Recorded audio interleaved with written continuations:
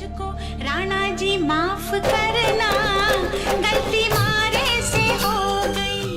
एक सनम चाहिए आशिकी के।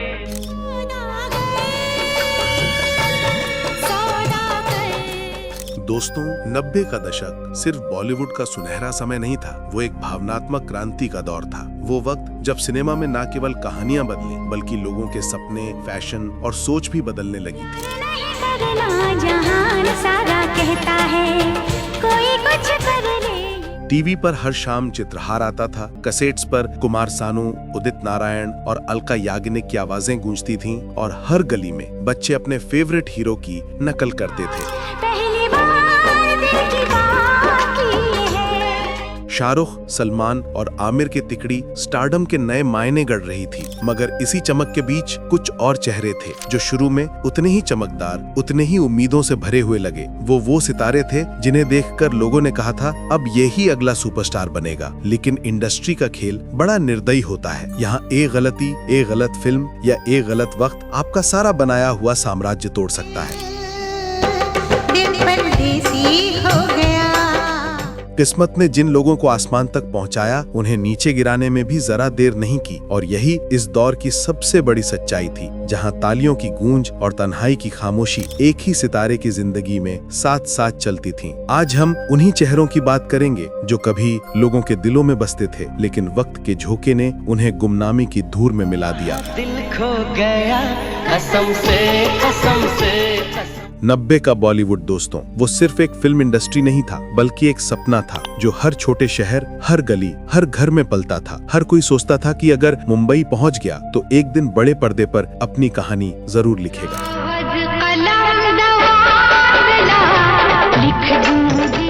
उस दौर की फिल्मों में कुछ अनकही जादू था। प्रेम, दोस्ती, बलिदान और संघर्ष ये सिर्फ थीम नहीं बल्कि लोगों की जिंदगी का हिस्सा थे। हम आपके हैं कौन ने घर घर में रिश्तों का महत्व दिखाया। दिलवाले दुल्हनिया ले जाएंगे ने मोहब्बत को इज्जत दी और बाजीगर ने सिखाया कि हीरो भी ग्रे हो सकता है। हर शुक्रवार थिएटरों के बाहर भीड़ लगती थी। लोग टिकट पाने के लिए लाइन में खड़े रहते थे और किसी नए चेहरे की झलक पाते ही उसे अपना आइकन बना लेते थे। वो दौर सोशल मीडिया या मार्केटिंग का नहीं था, वो दौर था टैलेंट, किस्मत और दर्शकों की दुआओं का।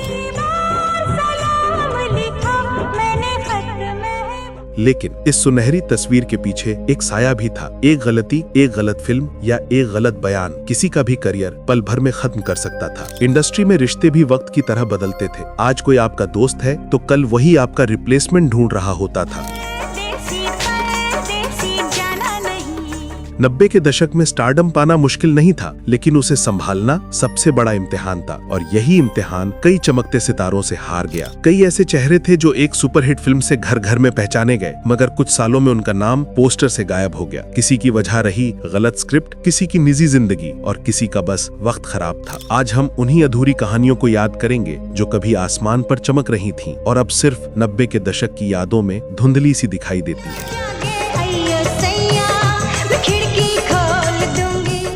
1991 बॉलीवुड का परिदृश्य बदल रहा था। वहीं एक फिल्म आई सौदागर। इस फिल्म में 2 दिग्गज थे, दिलीप कुमार और राजकुमार। मगर जब पर्दा उठा, लोगों की नजरें एक नए चेहरे पर ठहर गईं, विवेक मुशरान।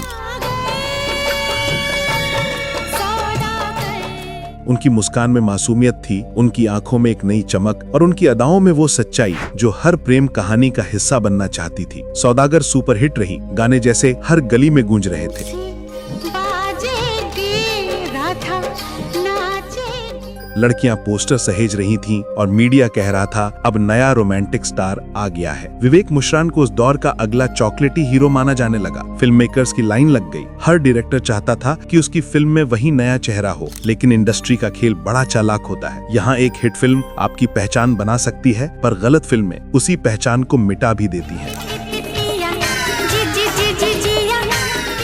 सौदागर के बाद विवेक को मिली फिल्में ना तो कहानी में दम रखती थीं, ना निर्देशन में जादू। फर्स्ट लव लेटर, राम जाने जैसी फिल्मों में वो नजर आए, पर लीड रोल की चमक धीरे धीरे फीकी पड़ती चली गई। फिर एक वक्त आया जब बड़े बैनर ने मुंह मोड़ लिया। वो साइड रोल्स, फिर कैरेक्टर रोल्स और अंत में टीवी की दुनिया में खो गए। लोग उन्हें टीवी सीरियल्स में पहचानते तो थे, पर वो फिल्मों वाला विवेक कहीं पीछे छूट चुका था।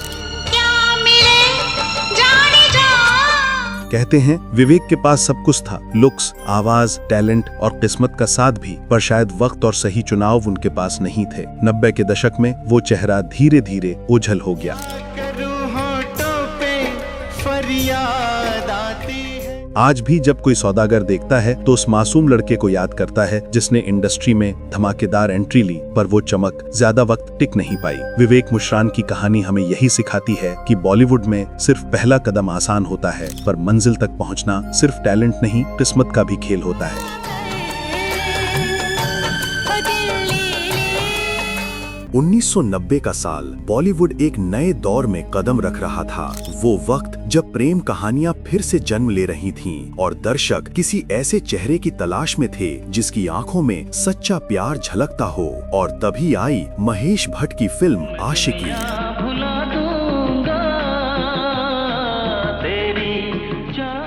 एक छोटी सी कहानी, सीमित बजट, लेकिन गानों से सजी वो फिल्म लोगों के दिलों में हमेशा के लिए बस गई। उस फिल्म ने सिर्फ एक गाथा नहीं रची, बल्कि जन्म दिया एक नए सितारे को। राहुल रॉय, लंबे बाल, शांत चेहरा और मोहब्बत से भरी निगाहें। राहुल रॉय रातों रात हर लड़की के सपनों का राजकुमार बन गए। दिल का पता तुम्हें किसने दिया। उनकी आंखों की खामोशी में एक दर्द था जो हर दिल को छू जाता था। गाने नजर के सामने धीरे धीरे से मेरी जिंदगी में आना हर रेडियो स्टेशन, हर शादी, हर दिल की धड़कन में गूंजने लगे। के सामने, जिगर के पास। लोगों को लगा कि राहुल रॉय ही हैं बॉलीवुड के अगले लवर बॉय सुपरस्टार। लेकिन अफसोस, वो कहानी जितनी जल्दी शुरू हुई उतनी ही जल्दी खत्म भी हो गई। आशिकी की अपार सफलता के बाद उनकी बाकी फिल्में दर्शकों को छू नहीं पाईं। जुनून, सपने साजन के, गुमराह, इनमें वो दिखाई दिए, मगर कहीं न कहीं वो एक ही इमेज में बंध गए। लोग उन्हें सिर्फ आशिकी वाले हीरो के रूप में देखने लगे। सच सच कहो दिल ने। और बॉलीवुड में जब आप सिर्फ एक छवि में कैद हो जाते हैं तो बाकी रास्ते धीरे धीरे बंद होने लगते हैं। फिल्में फ्लॉप हुई, ऑफर्स कम हो गए और मीडिया ने उन्हें वन फिल्म वंडर कह दिया। एक वक्त था जब वो हर मैगजीन के कवर पर थे और फिर एक दिन वो सब गायब हो गया। वक्त बदला, नए सितारे आए और राहुल रॉय गुमनामी के अंधेरे में चले गए। उन्होंने बाद में रियलिटी शो बिग बॉस में वापसी की, लेकिन वो जादू, वो मासूमियत, वो ज्वाला जो आशिकी में थी फिर कभी पर्दे पर नहीं लौटी। आज जब कोई धीरे धीरे से मेरी जिंदगी में आना सुनता है तो मन अपने आप उस दौर में चला जाता है जहां राहुल रॉय के चेहरे पर प्यार, दर्द और अधूरी चाहत एक साथ झलकती थी।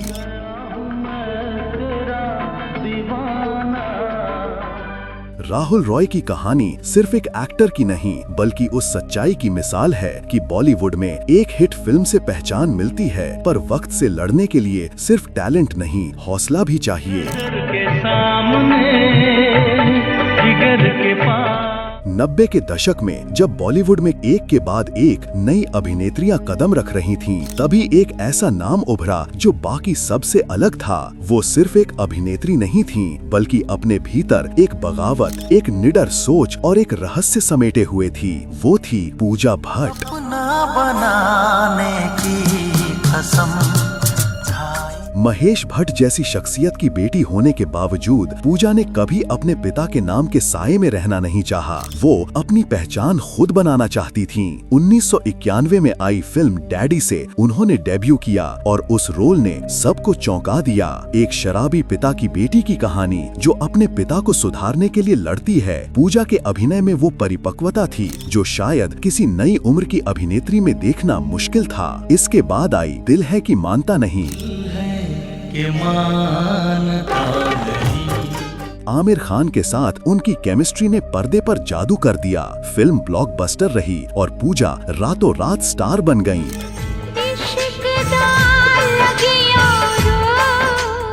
फिर सड़क, फिर तेरी कहानी याद आई और जुनून जैसी फिल्मों ने उन्हें 90 के दशक की सबसे बोल्ड और बिंदास अभिनेत्रियों में शामिल कर दिया।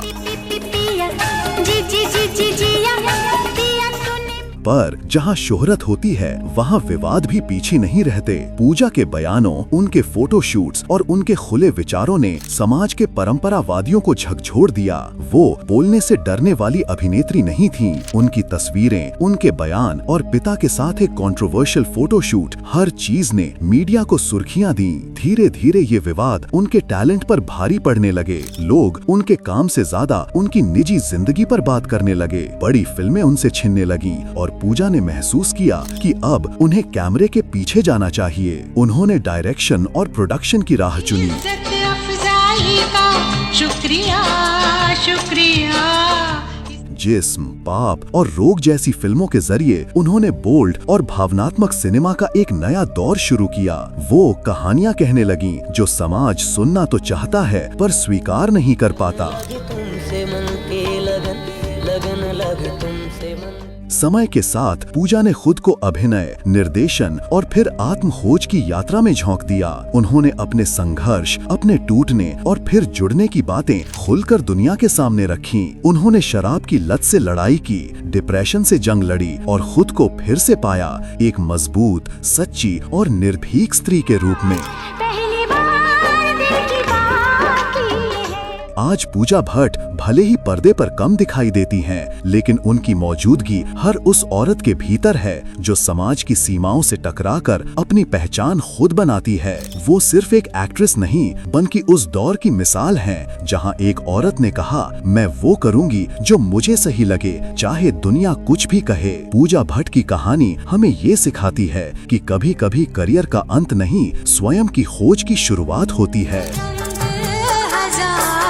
नहीं कुछ सिवा प्यार की। 90 के दशक का वो वक्त था जब हर फिल्म में एक नया चेहरा चमक रहा था, लेकिन जब ममता कुलकर्णी पर्दे पर आईं तो मानो बॉलीवुड को एक नया तूफान मिल गया। देखो दिलों की ये बातें नहीं जानता। उनकी पहली बड़ी हिट करण अर्जुन थी, जहां सलमान और शाहरुख जैसे सितारों के बीच ममता अपनी अदाओं से हर दिल पर राज कर गईं।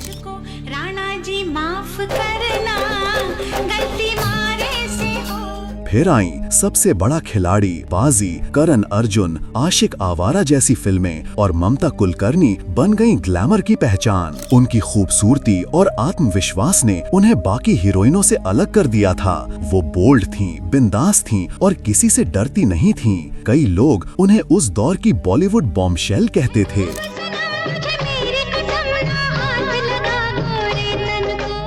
मैगजीन कवर पर उनका नाम बिकता था और उनके पोस्टर्स दीवारों से लेकर दिलों तक लगे रहते थे। लेकिन इस चमक के पीछे छिपा था एक अंधेरा, फिल्मी दुनिया की राजनीति और विवाद। ममता कुलकर्णी का नाम एक विवादासीन डायरेक्टर और बाद में अंतर्राष्ट्रीय ड्रग किंगपिन विक्की गोस्वामी से जुड़ने लगा। धीरे धीरे उनका चेहरा फिल्मों से गायब होने लगा। कहा गया कि वो दुबई चली गईं, कहा गया कि उन्होंने साध्वी का जीवन अपना लिया। वक्त बीतता गया, लेकिन उनके गायब हो जाने की कहानी आज तक रहस्य बनी हुई है। कभी खबर आई कि वो केन्या में हैं, कभी कि वो तंत्र साधना में लगी हैं, तो कभी कि वो पूरी तरह संन्यास ले चुकी हैं। एक समय की सबसे हॉट और चर्चित अभिनेत्री आज पूरी तरह गुमनाम जिंदगी जी रही है। तुझे दिल, ये दिल बेकाबू। उनकी कहानी बॉलीवुड के उन रहस्यों में से एक है जो हर दशक में फिर से चर्चा में आ जाती है, पर कभी पूरी सच्चाई सामने नहीं आती। ममता कुलकर्णी हमें ये सिखाती है कि इस चमकती दुनिया में पर्दे के पीछे का अंधेरा कभी कभी इतना गहरा होता है कि सबसे तेज सितारा भी उसमें खो जाता है। राणा जी माफ करना, गलती मारे से। 1985 में जब राम तेरी गंगा मैली रिलीज हुई तो एक मासूम चेहरा, एक निर्मल मुस्कान और एक स्वच्छ आत्मा लाखों दिलों में बस गई। वो थी मंदाकिनी। राज कपूर जैसे महान फिल्मकार ने जब इस लड़की को चुना तो सबने सोचा एक और ड्रीम गर्ल जन्म ले रही है। फिल्म में उनकी सादगी, उनकी आंखों की गहराई और उस बोल्ड सीन की चर्चा जिसने उस दौर के समाज को हिला दिया, सब मिलकर मंदाकिनी को रातों रात सुपरस्टार बना गए।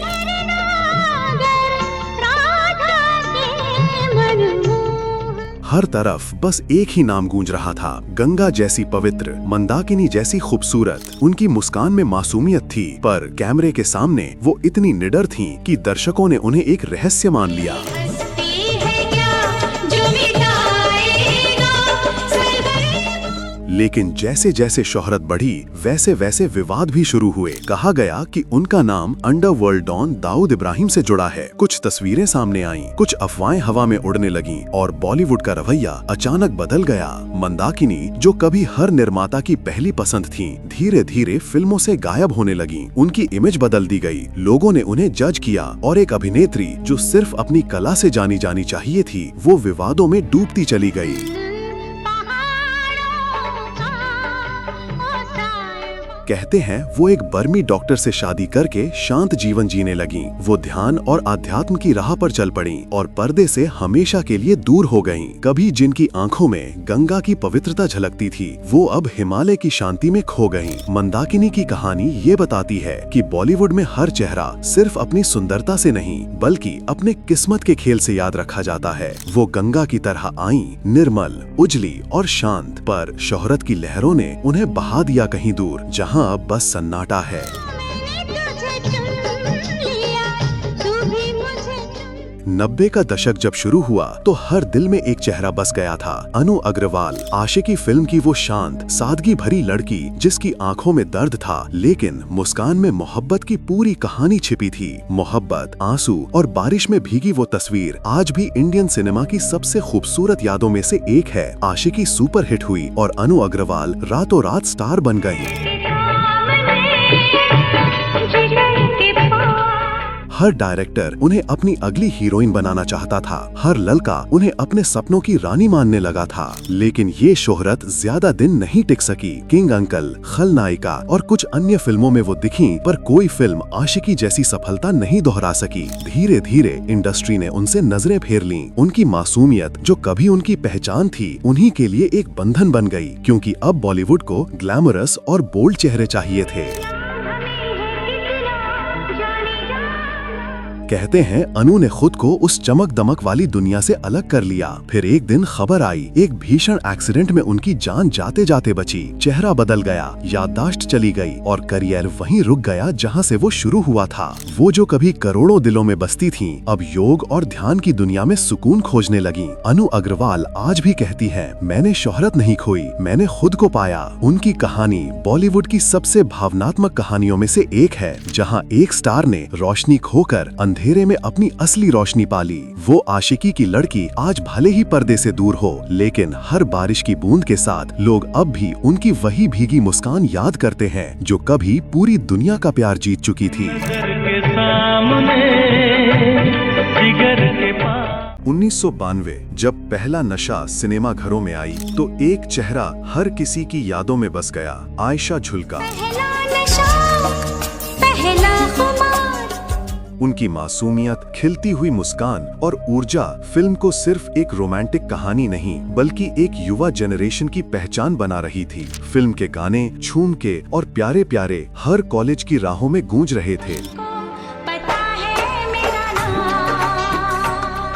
आयशा ने जिस तरह से अपने रोल में आत्मविश्वास और चमक दिखाई, उसने उन्हें रातों रात स्टार बना दिया। लोगों ने कहा, ये नया चेहरा लंबे समय तक चमकेगा। लेकिन बॉलीवुड का नियम सख्त था, हर स्टार को अपने फैसलों, फिल्म के चुनाव और मीडिया की राजनीति में टिकना पड़ता था। मेरा दिल ना आयशा ने कई हिट फिल्में दी, राजा, सुल्तान, जुड़वा, पर धीरे धीरे उनका करियर फ्लॉप और औसत फिल्मों में फंस गया। नए चेहरों की बाढ़ और इंडस्ट्री की बदलती पसंद उनकी चमक को पीछे धकेल रही थी। उसने कभी ग्लैमर और बोल्डनेस की राह नहीं अपनाई, जिसकी वजह से बड़े रोल्स मिलने बंद हो गए। धीरे धीरे आयशा झुल्का बड़े पर्दे से गायब हो गईं और टीवी और कमबैक फिल्मों तक सीमित रह गईं।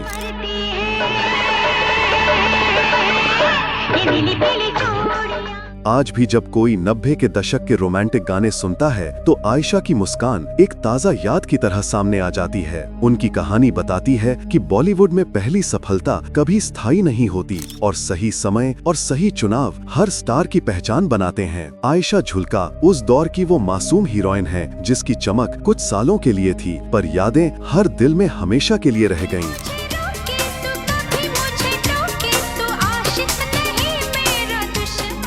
दोस्तों, 90 का दशक सिर्फ फिल्मों और गानों का नहीं था, बल्कि सपनों, उम्मीदों और कभी कभी अधूरी कहानियों का भी दशक था। इन सितारों ने हमें हंसाया, रुलाया और कभी कभी बस अपनी मौजूदगी से मंत्रमुग्ध कर दिया। विवेक मुशरान, राहुल रॉय, नम्रता शिरोडकर, पूजा भट्ट, ममता कुलकर्णी, मंदाकिनी, कुमार गौरव, सोनू वालिया, आयशा झुल्का, हर एक चेहरा अपनी चमक और कहानी लेकर आया। लेकिन इंडस्ट्री की सख्ती, समय की बेरुखी और कभी कभी व्यक्तिगत फैसलों ने उन्हें अलग रास्ता दिखाया। कुछ सितारे वापस आए, कुछ हमेशा के लिए पर्दे से गायब हो गए और कुछ ने अपनी शांति और संतोष को चुना। ये हमें याद दिलाता है कि बॉलीवुड केवल तारों और तालियों का खेल नहीं है। ये एक ऐसी दुनिया है जहां चमक, किस्मत, संघर्ष और समय साथ साथ चलते हैं। और इसलिए जब हम उन चेहरों को याद करते हैं तो सिर्फ उनके फिल्मी रोल्स नहीं, उनकी अधूरी कहानियां, उनकी मेहनत और उनके सपनों की जादूगरी भी याद आती है। 90 का दशक चला गया, लेकिन इन सितारों की यादें, उनकी मुस्कानें और उनकी कहानियां हमारे दिलों में हमेशा जिंदा रहेंगी।